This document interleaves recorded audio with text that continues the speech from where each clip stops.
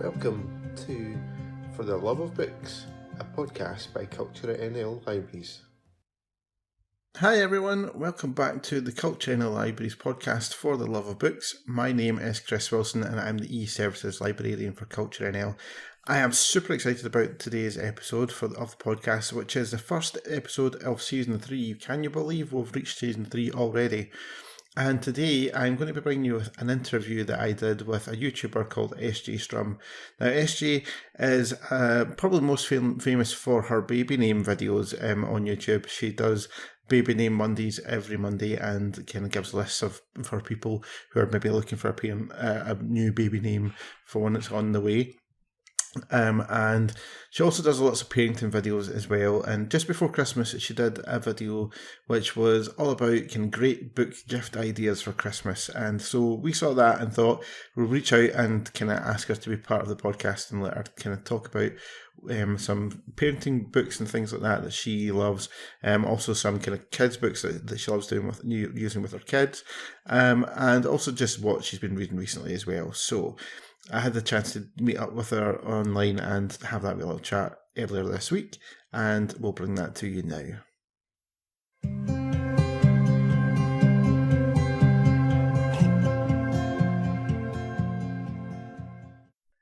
So, hi Eshy, thank you for being part of our podcast. It's fantastic to have you here. Thank you for joining us tonight and doing this for us.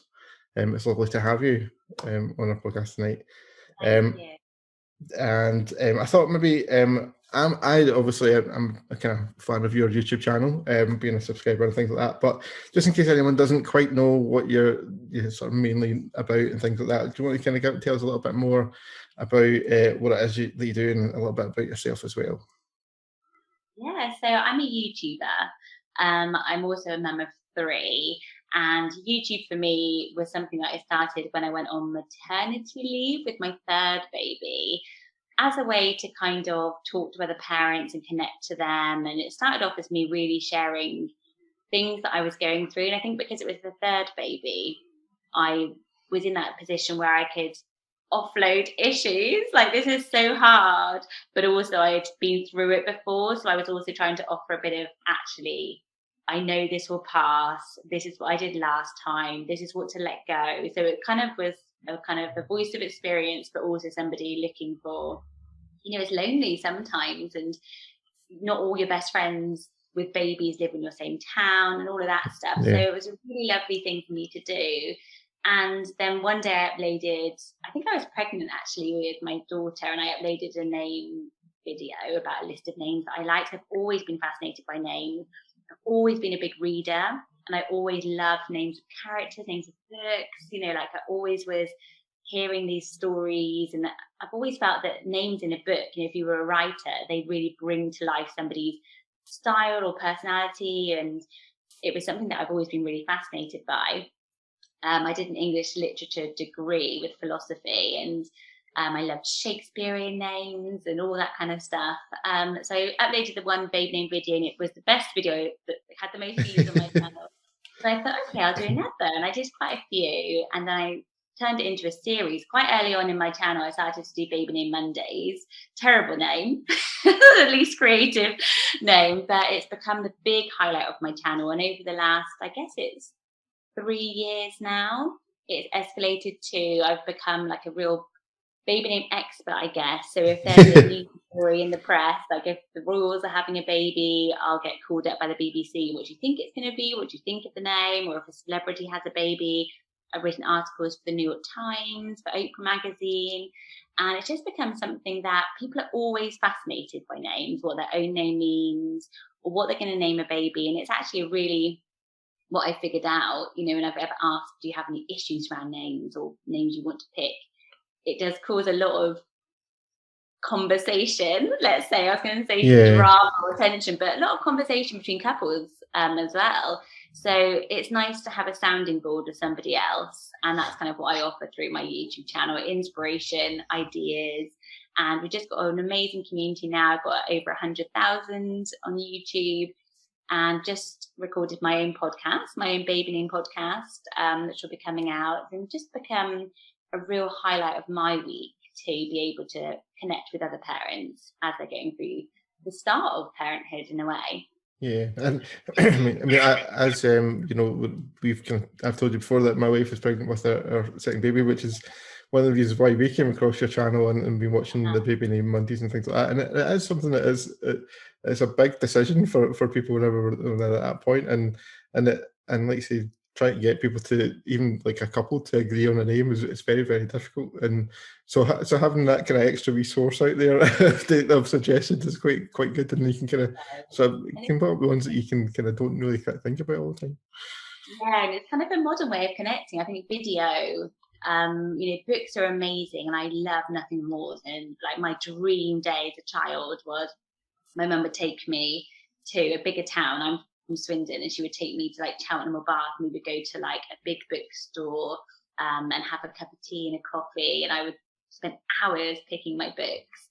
And going to the library, I remember my library cards so well. I was like such an avid reader, and I think that sometimes it's just you get these ideas in your own head, but until you've actually spoken to somebody else about your idea, if you're a creative person, names are quite creative and they say something about you and they mean something to your family, your heritage, where you're from, your beliefs. And that's why I like doing my baby name list and themes rather than A to Z. So most baby name books are A to Z. And I don't feel like that's how I ever picked a name. I wasn't like, I want a name that begins with B. I just wanted to find a name. So I themed mine more around nature names, vintage names, modern names, Harry Potter names. It's one of the most popular ones. And then you can kind of get to a name that you love more because it means something in your heart a little bit. Yeah. And as you touched on there about your channel, there's a big section on that about parenting and things like that as well. And I know that you'd said you wanted to maybe mention a few books about parenting that you thought were very useful. So do you want to mention a few specific books about that you might find as kind of interesting for other parents out there? Yeah, I mean, I turned to books immediately, as soon as I was pregnant, because I'm a real reader. And I read a few mum autobiographies. My favourite one, I'm not sure it's even in print anymore, was Jules Oliver, Jamie Oliver's wife. She wrote a memoir of her pregnancy, and I read it cover to cover, and it prepared me so much. When I had the baby, she'd gone to everything through weaning and how she did it, and it was so useful to me.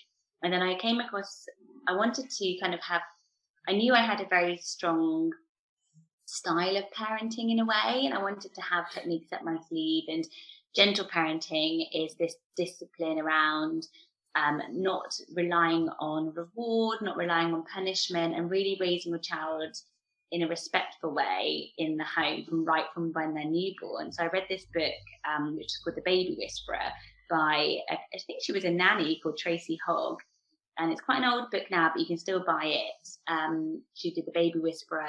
And in that book, it sort of told you that all babies are very different. You might have a spirited baby, you might have a grumpy baby even. And it was a very individual, personalized parenting book. So you could go on there, and it even has a quiz at the beginning that you can write down, my baby's like this, my baby's like that, my baby's like that. And then she would give you a technique for bedtimes.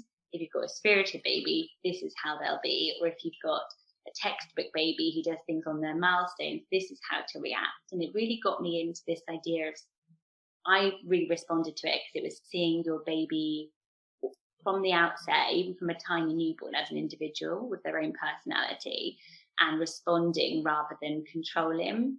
And it really spoke to me. So it kind of started me on my whole gentle parenting thing. And then since then, as my children have got older, books by like Sarah Ockwell-Smith. So I've got one here, which is Toddler Calm. She is a British woman, actually, who writes a lot about gentle parenting and all about this gentle approach, as you put, that will help you to enjoy your toddler, to understand the limitations of things like sticker charts and time out. And those things never sat with me in a strange way. I just wasn't somebody who wanted my child to feel that they had stickers and they had to achieve something, or a sticker got taken away. And I was a very sensitive child, and I wanted to raise my children in her style. So she really is a great author to look into, Sarah Ockwell-Smith. But another book that I really loved as my children got older was how to talk so kids will listen and listen so kids will talk. I don't know if you come across this one. No, I haven't. No. I love it. How old's your oldest now? He is just turned 4 in December, so he's getting probably to the spirited point in life, I think. Yeah, he's the same age as Evelina because she was 4 in December. And this book is quite an old one, but the daughter of the parents, they were 2 psychologists, child psychologists who wrote this book, and it gives you, it's very practical. So the chapters are like alternatives to punishment. You can go in there and be like, this is how my child's behaving, I need a technique. But there's also a podcast which is how to talk so little kids will listen and listen so little kids will talk, which is more for the younger spectrum.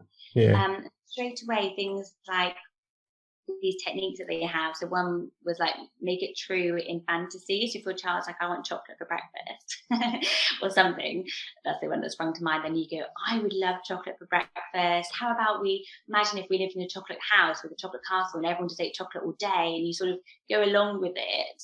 And so they feel like their need is kind of met just by your kind of enthusiasm. You don't say, no, nobody has that. Then you say, but then you just have your normal breakfast. And it's a lot about psychology.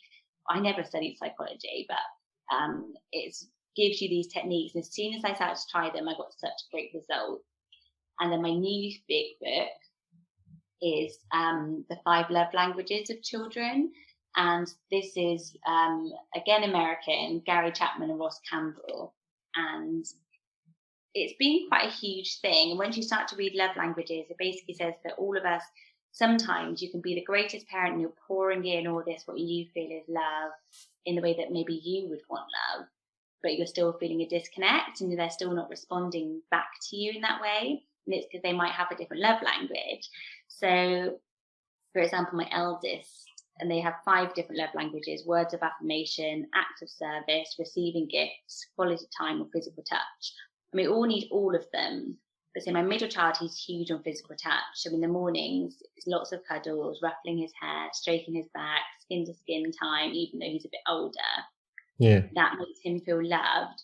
Whereas my eldest, for him, that's just like, whatevs. He is active service. So he wants me to say, can I help you? He wants me to make him a little bit of toast when he's least expecting it. And those will be the things that for him mean love. And I found that really interesting because me and my husband are opposites. And I'm words of affirmation, so probably why I do YouTube, because you get a lot of feedback and I like to talk and I like to hear. And so I like to be told, things like, thank you for making me dinner, like tiny would mean a lot to me, whereas to him that would mean less. So it's really interesting. You start to understand how relationships work and how your children are different, and it allows you to kind of parent in a more understanding way when you get those tough moments. So those are my 3 kind of favourites right now. Yeah, that definitely sounds like an interesting one, particularly the last one. And actually, this week it's kind of links in, but not sort of totally. This week is actually Languages Scotland Week, which is supposed to be more about kind of traditional languages, I suppose. But it's interesting to kind of we'll have this out during that. And you can do the quiz online. So I did the quiz to find my own love language, but you can do it as a couple. So you can understand, like, why is it that, like I like make her breakfast in bed or run her a bath and she's not interested, or buy her presents. And it might be that she's not gifts, doesn't mean enough to her. Whereas it might be that acts of service, like actually I'm making dinner or I'm taking jobs off your hand, might suddenly be the key. So it's a bit of it's an interesting one to do the quiz, and the kids quiz is interesting. But I've really enjoyed it, and I'm getting into this sort of, it feels like a bit of a secret community of people who enjoy gentle parenting and positive discipline. But I'm hoping that it's getting a bit more mainstream than strict routines. You need to have boundaries for sure with 3 particularly. Yeah. They need to follow the same schedule and even in bed by 7:30. But you might adjust your parenting style to make them feel that you're doing it in a loving way a little bit. Yeah, I mean, I haven't watched some of your videos and things like that about it. It is something that I do actually find myself trying to kind of do some of the things that you mention in it and things like that. And it is it's a different way of thinking maybe from what you kind of sort of instantly think to do, but it does kind of have a it does make sense whenever you kind of listen to yourself explaining it and things like that. And obviously, if you're reading the books about it and things like that, it does kind of make sense in your head when you think, I can understand how this works. People think like you're so calm, you do it naturally. I'm like, I don't do it naturally. It's not like I am a calm person. I'm quietly spoken and stuff, but I have to practice it. Like whenever I do a video, if it's like about bedtime affirmations, it's because I'm having a nightmare with sleep. Or if it's about toddler tantrums, it's because I've had tantrums for 3 weeks. Like it's always when it's actually going wrong in my house that I'm trying these techniques. It's not because it's perfect here. Like if you come to my house, it will be messy, there'll be kids crying, there'll be kids fighting and all sorts of stuff. It's because I'm trying to battle it in a way that I want a really good relationship with my kids when they're older. Like I want to future proof my relationship. And I feel like a lot of us sometimes it's retraining your mind a bit to be like, actually, maybe the way I was brought up, not that I was brought up badly at all, but it's just kind of training yourself to kind of go, those things would have meant a lot to me and I'll give it out. But it does come across slightly hippie-ish, but it's not because it comes naturally, it's because I love it and I want to do that. Try Yeah. hard. Yeah. Actually, I was watching. I think it was actually the last video where you mentioned that you're going to have a lot of chat about sleep and things like that over the next next while, and it made me think. If reading is something that you use as a kind of sleeping tool, because I know a lot of people do kind of use kind of reading as a relaxation tool and kind of before bed to kind of relax their mind and things like that. So I wonder if that was something that you'd maybe kind of use in that way as well. So lucky that actually my husband loves reading as well. So we both go to bed and read. We're not people who like scroll our phones in bed. And we've got a TV in our bedroom, but we don't watch TV in bed before bed or anything. The TV's there more for like, it used to be there for the kids in the morning. So we could be like, get an extra half an hour with a bit of something on telly, but they don't really watch it. We would definitely go out and read. And he's a big, big, big reader. Like if we go on a holiday for 4 kids, when holidays were holidays, now they're just trips with children. But we used to take like 5 or 6 books each, and we've got very different styles. But book we both loved, a series we both loved, is the Strike books. Have you read those? The Camorra and Strike. Yeah, I know I haven't read them, but I know of them. Yeah. We Yeah. both loved those a lot. So we sometimes swap books. And funnily enough, we have the same favourite book ever, Oh, which wow. we always get annoyed. I get annoyed about because I'm like, I'm sure that I told you about this book, and he's like, always there's a book called The Magus by John Fowles, who also wrote, I think he wrote like The French Lieutenant's Woman and quite a lot of those classics. And there's a book called The Magus, and it's set on this Greek island. And this teacher actually, have you read it? No, I haven't. No. No. It's so weird. It's quite a long book, but it's a teacher, young guy. I think he's from London. Maybe he's from Clapham, where we lived for a while. He goes over to teach on this Greek island, and he gets caught up in this really weird. It's almost like Eyes Wide Shut. Like it's this weird secret society, and it's a real kind of like page turner. Yeah. And funnily enough, he always says it's his favorite, and I say it's mine. But then I would read more. I guess like I would read more stories about people, and he reads all sorts. He'll read factual books. He just read, is it like Homo Sapiens, all about the history of humankind? He read that for months. And then he'll have a lighter book, like a crime book, and then he'll go back to a serious book. And we both have that balance where we'll read like something factual and intense, then we'll have a little break and read something a bit easier. But both of us will read before bed. And the sad thing about that is that I feel like our kids don't see us ever reading, and I feel like they don't understand that Mummy and Daddy love reading because that's what happens when they're in bed. So I've tried to, but I remember, which isn't often, when I'm sat down with them and they're being quiet or whatever, pick up a book rather than just pick up my phone. Yeah. They see me on my phone for relaxation, which is what I do during the day. They won't understand that actually Mummy loves reading. When I was a kid, I was always in my bedroom reading. That was kind of my thing. and watching TV was my thing. But so I'm trying to read in front of them a bit more and show them that it is such a great way. But I don't have, the kids aren't massive readers yet. Yeah. Of their own books. Freddie likes the Whimper Kid books and stuff like that, but they're not bookworms like I was just yet. But there's so much more, isn't there? Like when we were younger, I didn't have an iPad or a... Yeah. Well, it was one of the things whenever we had our first child, that I was super excited about, thinking I'm going to be able to buy him lots of kids' books and read books to him and things like that sort of stuff. And at first, it just wasn't interested at all. Like it was the one thing that would definitely start off from just having an absolute scream fest if you try to sit him down and hold the book in front of him.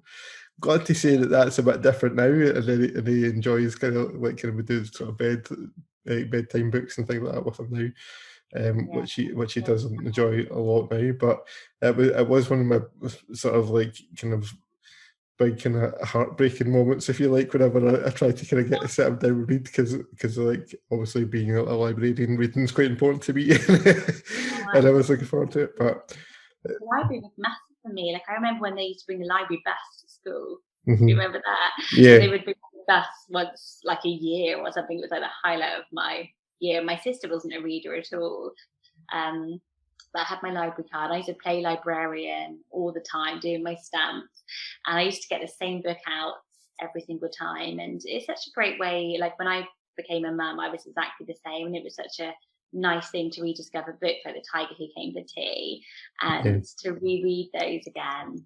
And then nowadays, what I find about, you can go into a library and it's all quiet, but then you go to the kids section, the illustrations and the stories are so beautiful. You just feel like you're missing out as grown-ups, like how the multimedia stuff that they do, like the textures of the pictures.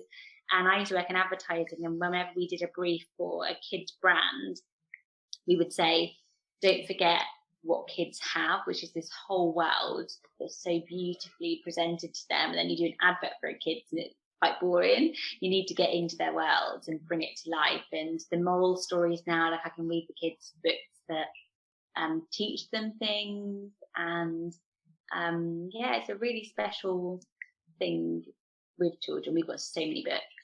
Yeah, and that's one of my favourite things actually about whenever we had put new books in the library, is actually seeing the new kind of picture books coming through, because like you say, a lot of adults miss that, and because either they don't have kids or it's just a kind of thing they never really kind of pay attention to, and some of them are, like you say, the artwork in them is beautiful.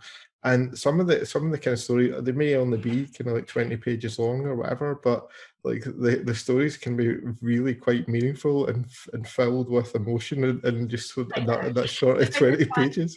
Sleep in a bottom bunk. I've got this one book and it's a really strange book. It's called The Chimpanzee of Happy Town. I can't remember who wrote it now. And it's about this chimpanzee called Chutney, and he's a traveller, and he goes back home and he realizes Drabsville, USA, where he lives.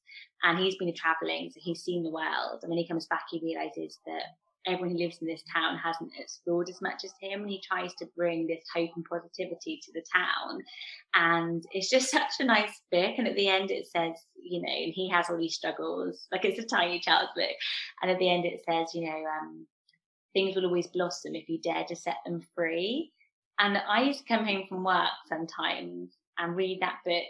Always was my favorite. Never got bored of reading it, because I felt like my life was kind of tough. Like I was a full-time working mum until recently, had 2 kids at home. I traveled with work a lot, and I always felt like I needed to set myself a little bit free and that I could blossom a bit. Like, it just really spoke to me.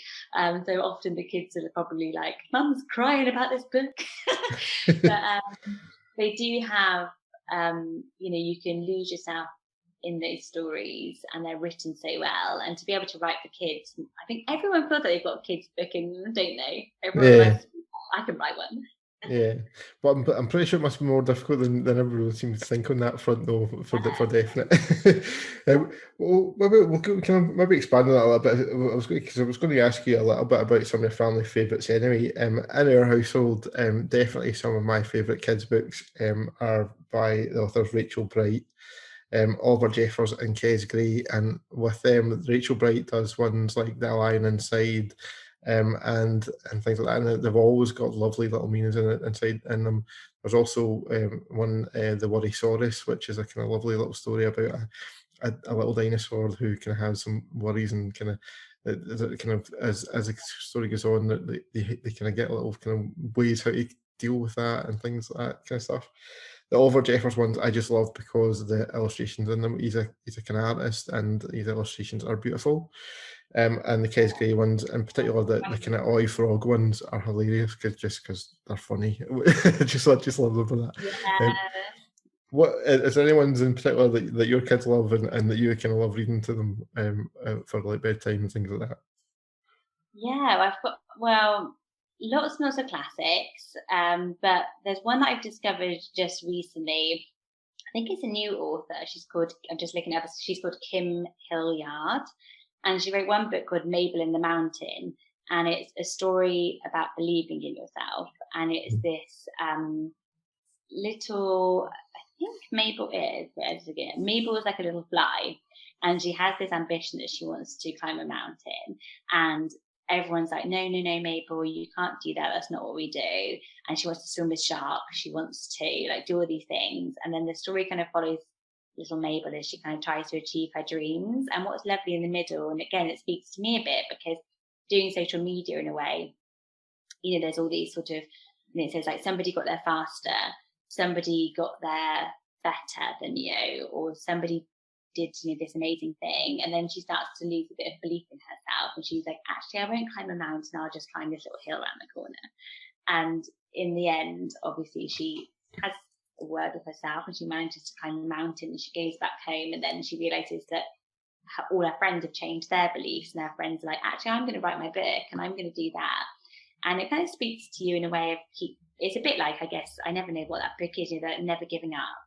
And I read it to the kids, and they pretty much can recite it back to me now, and they really like it. And she's just got out her brand new one, which I read to the kids tonight, which is about a little hamster called Ned, and we've just got a hamster, lockdown hamster. And just trying to see if I can find the name of it.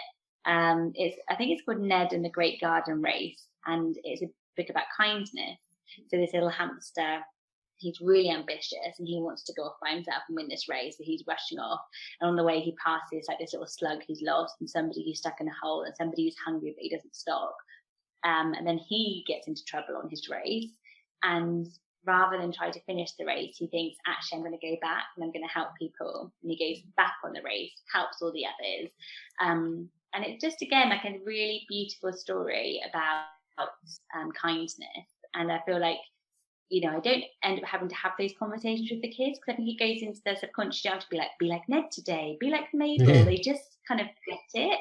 And, I don't remember my picture books so much, apart from like The Tiger Who Came to Tea and all those ones. But I love the idea that stories for the children these days are written in a way that, you can read books about diversity, you can read books about people doing things differently, and the children's section, and even things like CBBS, there's so much great conversations to be had with children about things. Like I've had conversations with the kids in lockdown about like Black Lives Matter, and you can do it all through books, and it's such a welcoming world. And I love the fact that we're changing the conversations with kids through books in that way. And those two are really lovely ones. They're by Kim Hilliard.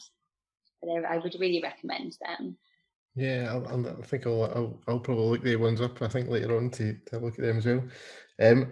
And moving on a little bit from kids a little bit, what about yourself? What have you been reading recently? Have you had anything that you've kind of get stuck into recently? Yeah, I've been all right with reading. Like, as I was saying recently on YouTube, like Sleep for Me at the end of last year, was particularly bad. Like I was finding myself really waking up in the night, a lot of worries on our shoulders, particularly as parents, because you almost, I don't know particularly as parents, but you push down the worries so much during the day, then you go to bed and you're like, actually, life isn't okay. And reading has helped me a lot. So fiction books I've read. I read a lot of fiction, but I've really got into the kind of dark side. So you and I are both reading Pine recently, which I haven't finished, but I liked it. I absolutely loved Melmoth by Sarah Perry. Have you read this one? No, I haven't read that one. This But is my favourite book. I think that was one of the ones you mentioned in your video just before Christmas, I'm I sure. loved it. But it is a bit of one of those, I feel like, do you ever feel like a book is like a holiday romance? So I read it when we were on holiday, and I was and it's set in Prague. And what I loved about it was Melmoth is this, I think it's a real character from history that she's kind of brought out. She also wrote The Essex Serpent, which is set in Colchester, which I'm currently reading. And I think that was also a real thing. So Melmoth is this fictional woman who is condemned to walk the earth forever and to get guilty people to come and join her, to hold her hand. So she'll appear and she'll say, come walk with me and hold my hand. And it's about guilt in a way. Right, yeah. And how we all have guilt and parent guilt, whatever. Not about that, but what I loved about it was just it was a good combination of kind of like Prague in kind of the cobblestone. She brought that to life really, really well, and it almost felt like a Victorian horror book, but was very easy and accessible. And she sort of brings the reader into it. So I can't spoil the ending, but there's a bit at the end where you're just kind of like, oh my God, that gives you kind of chills. But I did read it on the beach. So I loved it. And then at the moment, then what I do is I do tend to flick between something easy and then something that challenges me a little bit more. So I'm reading a book called Untamed, which is written by, and it's an autobiography. So apparently it's the #1 New York Times bestselling author. She's called Glennon Doyle. And it's called Untamed, and it's Stop Pleasing, Start Living. And I feel like for me, it was kind of like a good time of my life where as a mum, you give a lot. You're just giving out, pleasing other people rather than not putting yourself first, but putting yourself on the list as well as other people. And everyone was like, this is the book. And I was like, oh, I'm not going to like it because it's going to be like self-helpy and annoying. But it's brilliant read before bed, and it's helping me sleep so much better. So it's very short chapters, and each of them are called, so one's called like talks, one's called boys, and she talks about how she's raised her boy, then one's called girls, how she's raised her girl. And she's an interesting person. So I think she wrote her first book was a religious book where she was very Christian, and she wrote a book about marriage, like a Christian marriage, and how to, I guess, be a great Christian wife, role model. And then she was on tour selling that book. And on this book tour, she had an unbelievable thing happen to her where she fell in love at first sight with a woman. And she just was like, and she says at the beginning, it's like, she says, as soon as she saw this woman, she was like, there she is. And she realized that she wasn't actually happy. But while she was on her book tour selling this other story of herself, she was like, had to sort of unpick her life and go back a bit. And so it's Untamed. So it's about being who you were before the world told you who to be. And, that's like nothing like my life, like at all. Like I'm not religious really, but what she does do is sort of say to you things like the world should be full of living your authentic life, no matter what other people kind of think and other people try to put on you. And but that sounds like cheesy, but it's really not. It's very interesting. And there's stuff in every single chapter that I'm like that I get something out of. Even if I disagree with her sometimes, I'm still like, oh, I'm not sure about that. But it's a challenging, interesting conversation in your own mind. And it'd be a great book club one, an amazing. I've actually set up a book club to talk just about this book with my friends. And we wanted to read it just to have the chat, because I think it asks you questions about yourself in a way that probably at this point of lockdown and being a parent is kind of interesting to me, because I'm at the point now, I guess, where I thought, my daughter's 4, I thought I'd have 3 kids in kind of almost full-time childcare, and I'm getting to that stage, I guess. And now I'm like, what's left of my own life after giving the last 3 years to being a full-time mum, which has been amazing. So I'm kind of at that point where I'm kind of trying to say to myself, yeah, you know, what are you before the label of mum? So I'm kind of enjoying it, and it's making me a bit braver in my choices. Yeah. It sounds like a good book to have be reading at this point in your life as well. To kind of I think a lot of people might relate to bits of it. Yeah, a good one. Yeah, that sounds good. Now, just before Christmas, you did release a little video on YouTube, kind of suggesting gifts for people for Christmas. Now, although this year was different, I did get a couple of book gifts from Santa this year. Normally, though, it's not something that I get very often as a gift off of people, even though they all know that I'm a big book fan. I'm always I'll find that a bit strange. But I just had to wonder. Obviously, you had kind of a few ideas for gifts for people. Did Santa leave any gifts for you in a kind of bookish sense this year, the last year now, I suppose? No. No? Santa doesn't come to me anymore. You know, maybe I'm on the naughty list. Oh, I don't get anything from Santa. But I did buy myself some books. Sorry, it's my dishwasher making a loud beep. But I did buy myself some books. So I bought Pine because I was really interested to continue my Melmoth Gothic past, because I I don't know why. Like, I can't watch anything scary on TV, but I can read a scary book and still sleep fine. Are you like that, or are you?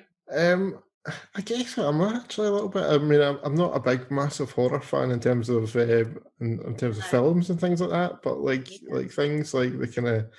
I know it's maybe not the most scariest book in the world, but things like Pine don't really kind of bother me too much. You know, the kind of so yeah. I suppose actually I probably can kind of read more sort of gruesome and scary things than watch on TV. I think it's because I don't like jumping. I don't like when they start playing that really scary music, but I can just kind of turn it off. And maybe you can play it down a little bit in your own mind, so it's not quite as scary. I can't remember being like terrified of a book, and I can kind of, you know, you get so into the characters, and you know, you get more. You know, I can't go to sleep now. I've got to read another chapter. That's how I get more excited. Whereas if I'm watching a scary TV show or film, I'm just like, no, forget it. So I got that one, and I got Pine, which we talked about, which I haven't got into yet, but it said, what do you think of it? Because it said on the cover that it was more gothic dark, but then some people are saying it's not really. So I haven't got far enough into it. I can tell where people think it is a kind of sort of dark story. I mean, there's a kind of hint of supernatural to it a little as it goes on.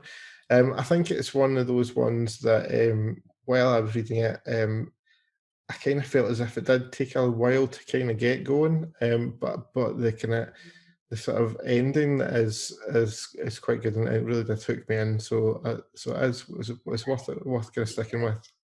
Yeah, I would definitely stick with it if I were you. It's worth it. And then I got I don't know if I've read which ones I've read, and I got one called Rules for Visiting, which I'm quite excited to read. Haven't started it yet.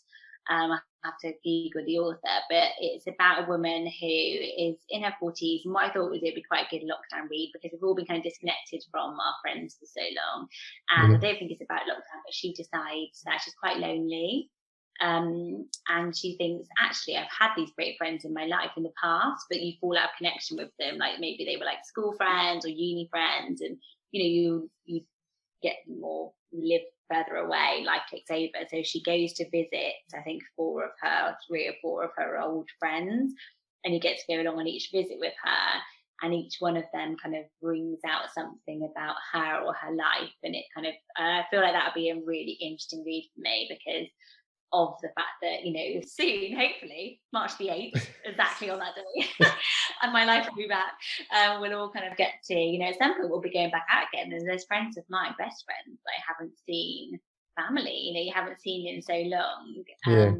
And will we be all slightly changed? And will we kind of, what will those old friendships mean? And I've thought a lot about old friends as well, and you think, oh, pick up the phone again, because we're all kind of in the same boat, which is very unique. Like when I was lonely as a mum, it was kind of like, well, my friends' lives are kind of not in that space. Whereas now I can be like, how are you really? And everyone's got something to say. So I'm interested to read that, but I haven't started yet. So I bought myself a bunch of books, and I read a lot over Christmas. I relaxed and picked up lots and lots of books. And it always is a nice start to the year. And I used to be part of a book club. We did try a couple of virtual book club sessions, but book club for us was always very much about lots and lots of wine. So we mostly read wine labels, and but hopefully it will be something I do again. Fantastic. I thought we'd round off our little chat with, I can't have SJ Strum on our podcast without mentioning Baby Name Mondays. As you mentioned earlier on, it's the kind of thing that attracted me to your channel and things like that, because obviously, as I say, my wife and I are having another child just now. So I thought, do you have any kind of literary sort of themed names that you would suggest for any kind of book lover out there who may be having a lockdown baby in the near future? And lots of reading. It's so fascinating because I feel like we all get our name inspiration nowadays more from Netflix. Like I see all the names, like Peaky Blinders names, massive, and even names like Santiago is going massive. I don't know if you watched The Heist in lockdown, but all the city names, and it really goes into the back of our minds. Like Maven Otis from like Sex Education, the names too. Everyone thinks it's original, and everyone's like, oh no, everyone else thought it was the same show. And then you go back to childhood, and then books we read that really meant something to us. And I think there's so many of us are such huge Harry Potter fans. Luna is obviously the standout name from Harry Potter, really. Harry's always been popular. Ron's never managed it quite yet. But today I was talking about the name Diggory on my channel. Whenever I mention a name, if it's got some really slight, obscure Harry Potter reference, somebody will be like, remember in like Harry Potter? So I'm always aware of all the Harry Potter fans.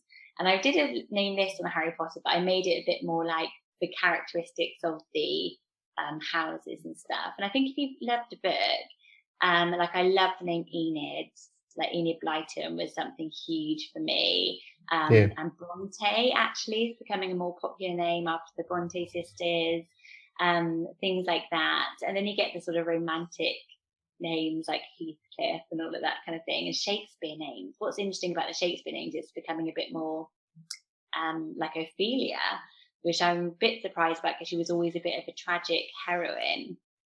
But we're seeing that name really go up, and I feel like Cordelia could maybe be hot on her heels. So literary names, I think when it's a name that people absolutely have loved. So I know that Ed Sheeran recently had his daughter and he called her Lyra, and said it was because he loved the Philip Pullman. All right, yeah. So he chose a name based on his favourite childhood book. So I think that when you are picking a name, sometimes it is worth going back and remembering. Like I always loved the Borrowers. Yeah. What was she called? Ariette? I'm going to forget now. I loved the Borrowers. That was like my dream, to be like Minnie and like run around and wrote the Jim it. And asked if I could sleep in a matchbox. That was how old I am. But so I think that there's lots of literary names, and they'll never go out of style. Dante is booming again, so we're going kind of a bit braver with them. But yeah, how are you finding naming your second? Yeah, so we're finding it difficult, I would say. So it's one of those things we kind of want to kind of find a name that you just kind of think that's it, it's that, and we're not quite there yet. We've got a few kind of I've got a few that I quite like. My wife's kind of struggling a little bit with ones that I think she's kind of more kind of hoping to have that one name that really means something to her, and she's not quite there just yet, but we'll get there in the end, and we'll get there, I'm sure. I always say to people, like, I feel like, I think when you're going through everything you go through in a pregnancy, both parents and grandparents, there's a lot of things, and the name becomes almost like this sort of like symbol, and you can get really stuck on it, and you can get really doubtful of yourself. And I was like, I always had my sister was like, no, you love this name, stick with it, stick with it, stick with it. And she always kind of convinced me. And then, you know, you've got a baby already. Sometimes when the baby's born, you're just kind of like, actually, I don't need to love the name because I will love the baby so much. It's not like, I feel it's almost like people expect to be struck by lightning by a name. And occasionally that happens. And I've been lucky with my daughter's name. I heard it in a family conversation over in Sweden, and I was like, Evelina, and I was like, I've never heard the name, and I loved it, and I was just like, oh my god. And then she is Evelina years later, maybe 6 years later. But before then, I was really like, you know, me and Henrik could not agree at all on names. So I feel like it's sometimes having that long list feels like a pressure, but the pressure is actually the pregnancy and the waiting and all the other issues that go on. And so going in with a long list and taking your time, better than picking something and being so steadfast on it that you end up regretting it. So yeah, I feel like keep your long list and take the pressure off it a little bit, but keep watching the videos because there's so many great ideas. Well, that's it. But yeah, so I think that's all my questions that I have for you for tonight. So I'd just like to thank you again, SJ, for agreeing to do it. For any listeners out there who haven't discovered Baby Name Monday or the parenting videos, if you go to YouTube and search for SJ Strum, you will find SJ's channel, and do drop her a little subscribe and watch the videos. And you're also on Instagram and Pinterest, is that right as well? Yeah, so it's all happening. Pinterest, there's like 3 or 5 new names a day with meanings and statistics, and it's all really good fun. But Pinterest is a great place to be because you can just scroll and scroll and scroll and keep pinning and get as many ideas as you can. But you have to tell me what you pick in the end then. Yeah, no, we will do. We'll let you know with it out. Yeah. But thank you for coming and speaking to us, and good luck with the future, and we'll definitely let you know what we pick in the end for the name as well. Send her my love, will you? I will do. Thank you.